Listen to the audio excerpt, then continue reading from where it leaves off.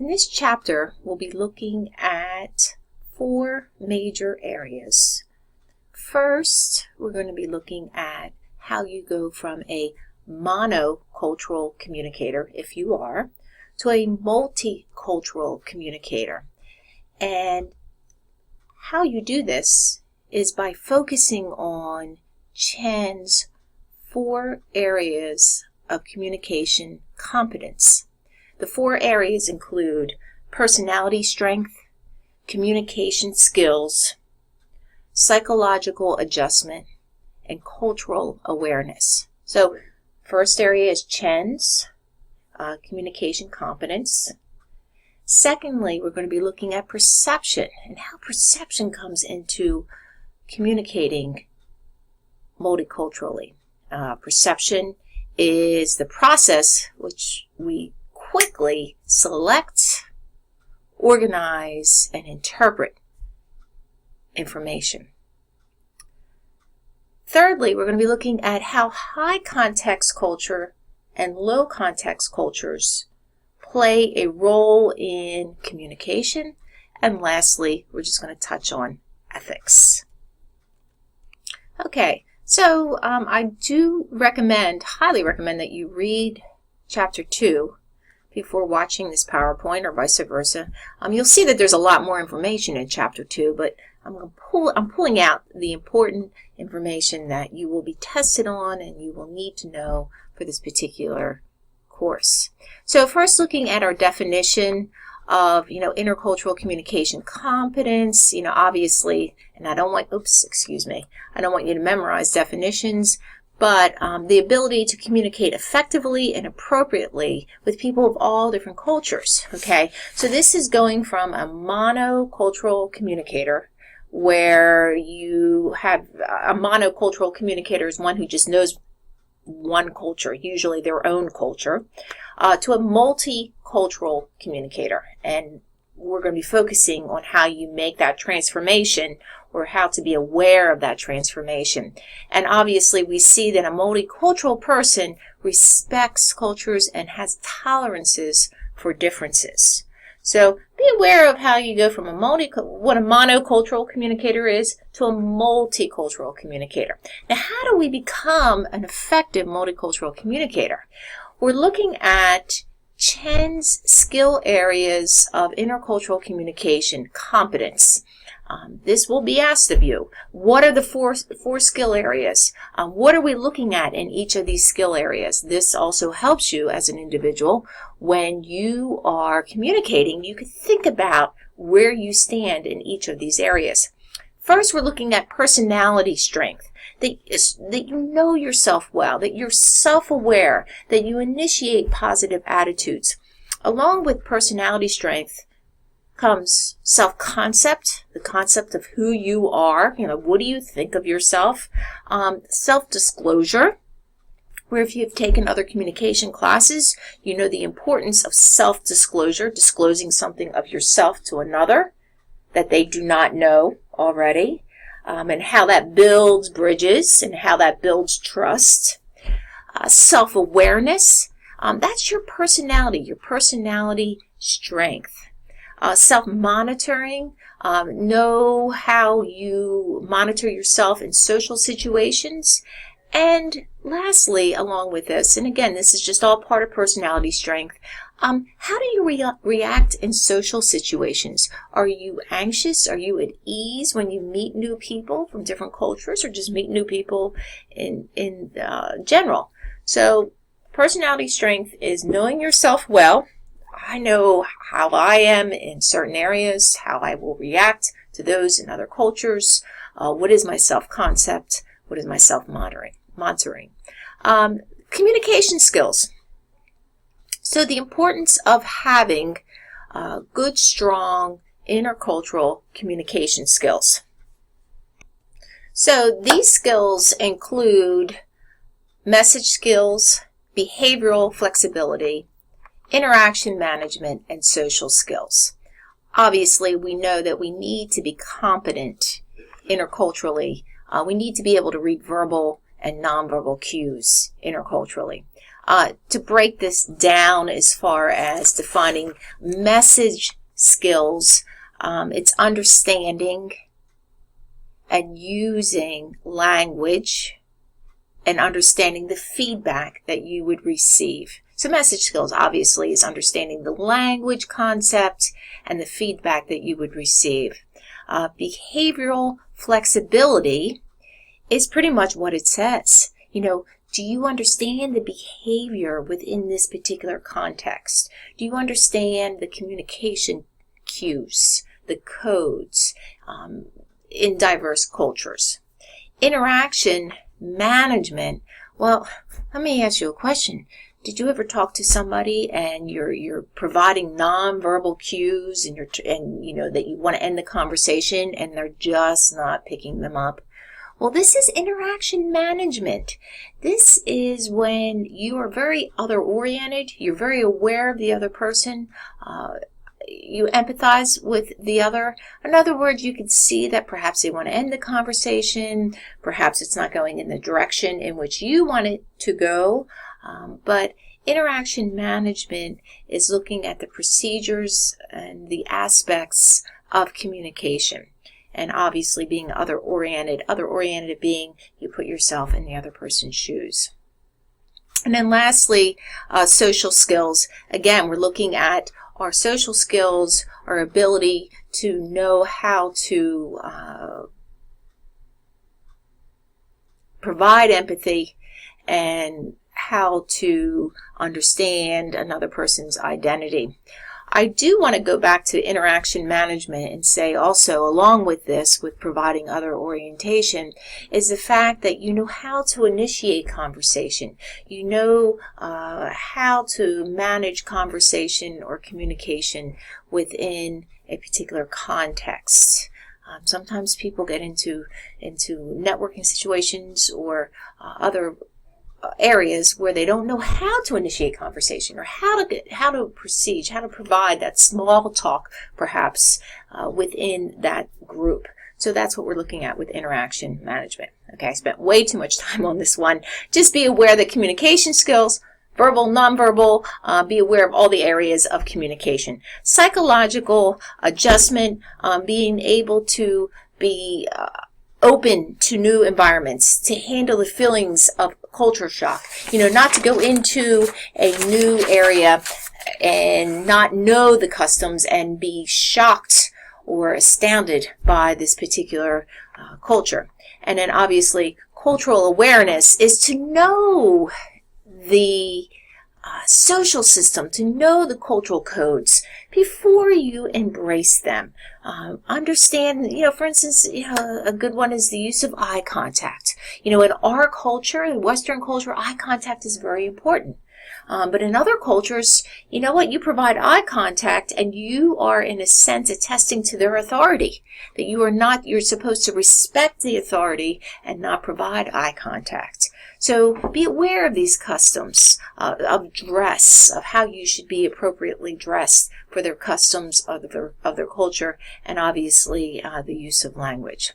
So again, to summarize here, I think I was a little too much verbiage going on regarding these 4 areas, but be aware of personality strength, okay, that you know yourself well, communication skills, and that involves many different areas, but mostly being other-oriented, knowing how to be flexible in your behavior and know how to interact confidently and appropriately in whatever situation, psychological adjustments, not to have culture shock when you go into a new area, and be aware of the culture in which you are embracing, of the codes, the verbal and nonverbal codes in which the culture embraces. Okay, so let's look at perception and culture.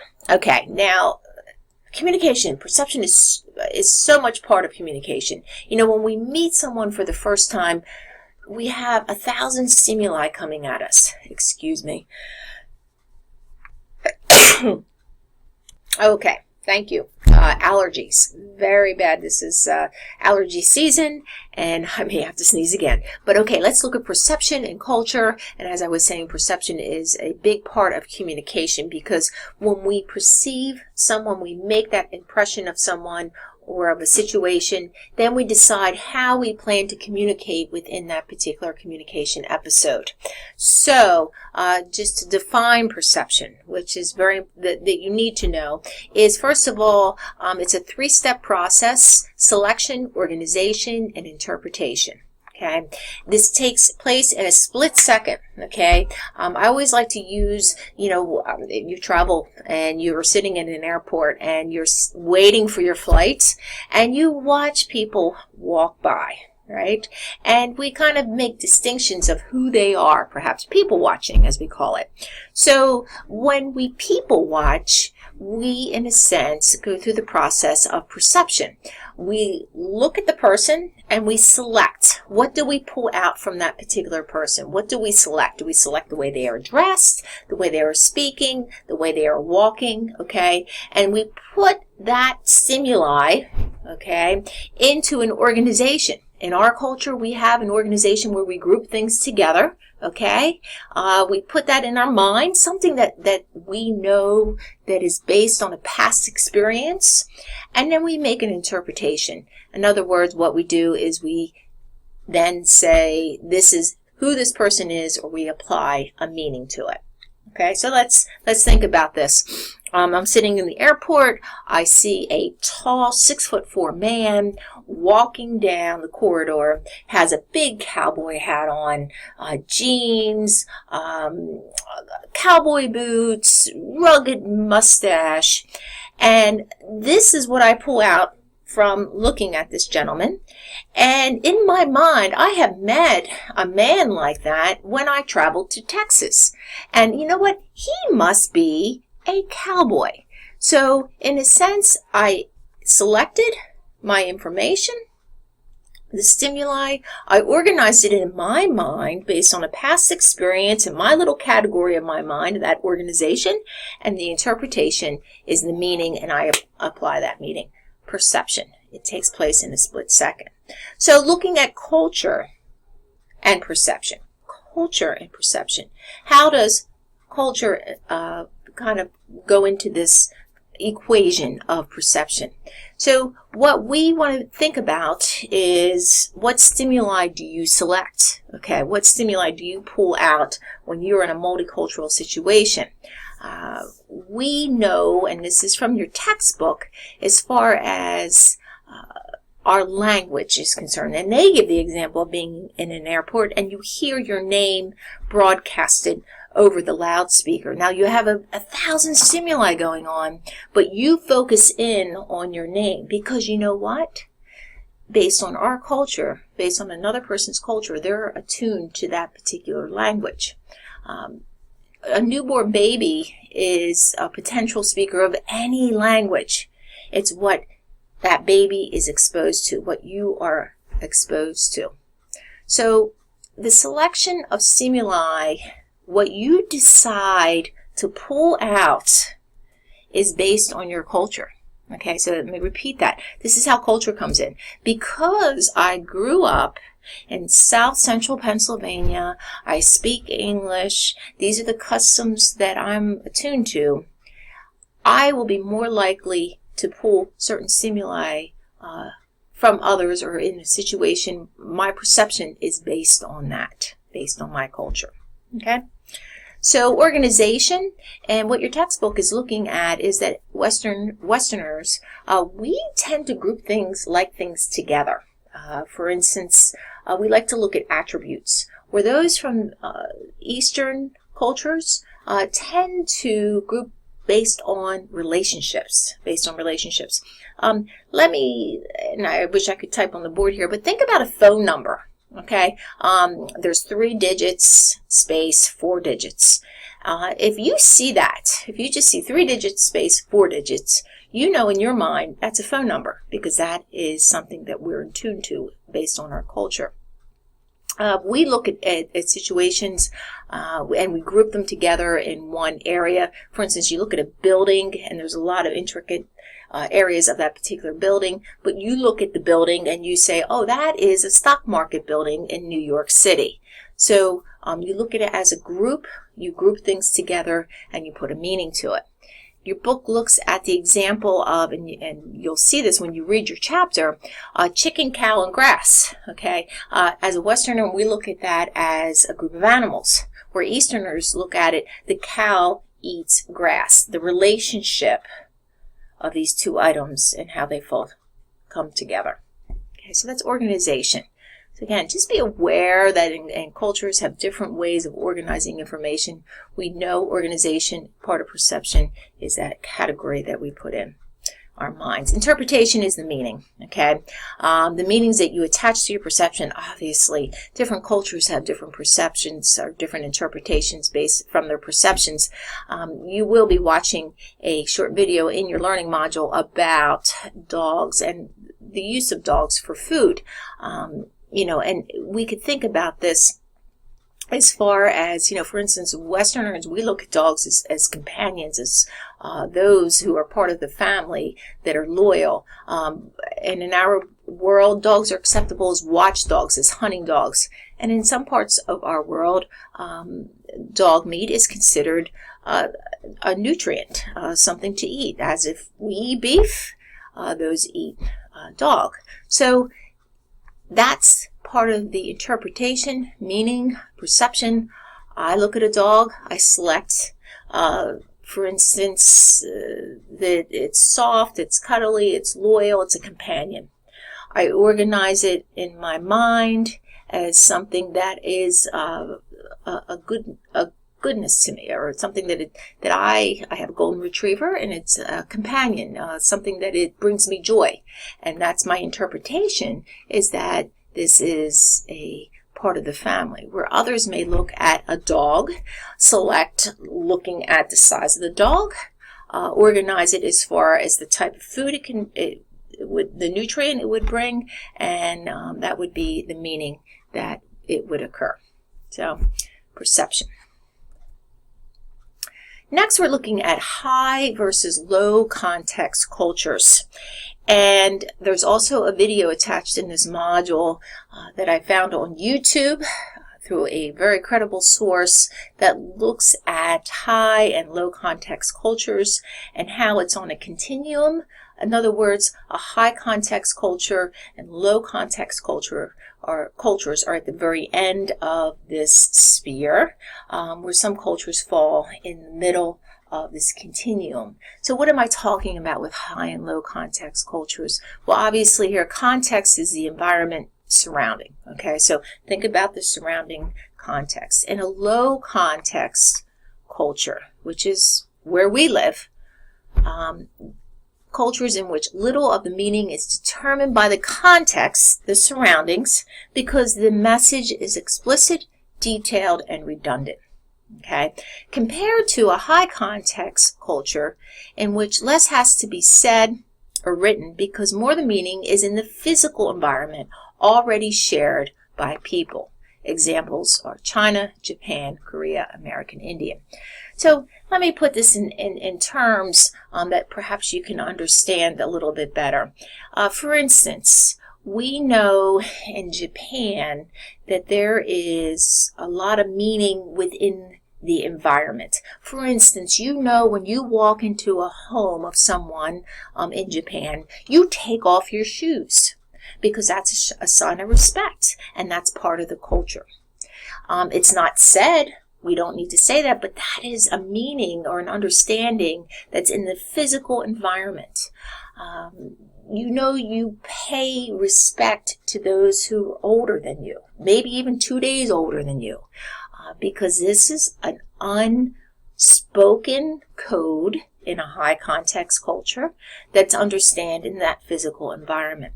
In a low context culture, we don't have that many. We still do, and we do in certain areas. In a low context culture, the message is explicit. There's not all this kind of unspoken code or communication that's involved that we should be aware of.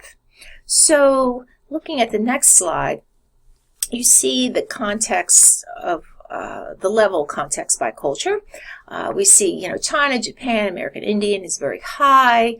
We see that Germany, North America, obviously United States, Switzerland is very low. In other words, we're very direct with our communication, and there's not a lot of communication that's within the physical environment, where in high context cultures, it's not as direct with spoken words or nonverbal words. It's just understood because of that particular context.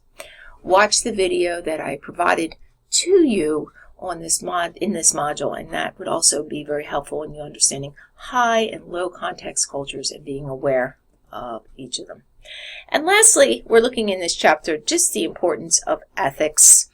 For some reason in our professional world, in our communication world, ethics is starting to go on the wayside. We know that ethics is, in a sense, a moral code in which we live. In other words, it's just known that this is not an ethical situation or an ethical procedure, or it's very ethical. Like it's not written like a written law that we can be bound by with law. It is something within our society that we hope that everybody would maintain good ethics. So, ethics, the question of how we ought to lead our lives, okay? So just be aware of that as far as how ethical theories tend to reflect the culture, and let me get this down here, in which we were produced, okay? And so they can present challenges in intercultural communication.